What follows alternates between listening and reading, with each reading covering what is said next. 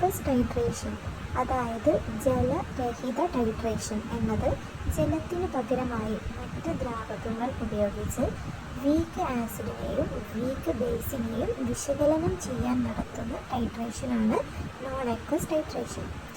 വെള്ളത്തിൽ ഡിസോസിയേഷൻ കാണിക്കാത്ത സംയുക്തങ്ങൾ പരിശോധിക്കാൻ ഇത് സഹായിക്കുന്നു.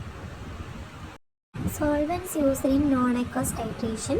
നോൺ അക്വസ് ടൈട്രേഷനിൽ വാട്ടറിന് പകരമായിട്ട് യൂസ് ചെയ്യുന്ന സോൾവെൻറ്റ്സ് ഏതൊക്കെയാണ് എന്നാണ് ഇനി ഡിസ്കസ് ചെയ്യാൻ പോകുന്നത്. ഇത് 4 ടൈപ്പ് ഓഫ് സോൾവെൻറ്റ്സ് ആണുള്ളത്. ആദ്യത്തേതാണ് അപ്രോട്ടിക് സോൾവെൻറ്റ്സ്.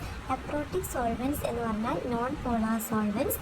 ഇത് പ്രോട്ടോണിനെ ആക്സെപ്റ്റ് ചെയ്യുകയോ ഡൊണേറ്റ് ചെയ്യുകയോ ചെയ്യുന്നില്ല. എക്സാമ്പിളാണ് benzene, toluene, chloroform etcetera. Weak ആസിഡും വീക്ക് ബേസും വാട്ടറിൽ പൂർണ്ണമായും അയണൈസ് ചെയ്യില്ല. അപ്രോട്ടിക് സൊല്യൂഷൻ ഇവയുടെ ഈ വീക്ക് ആസിഡിൻ്റെയും വീക്ക് ബേസിൻ്റെയും സ്വഭാവം മാറ്റാതെ ഡിസോൾവ് ചെയ്യാൻ വേണ്ടിയിട്ട് സഹായിക്കുന്നു. ഇതുവഴി കൃത്യമായ ടൈട്രേഷൻ ലഭ്യമാകുന്നു.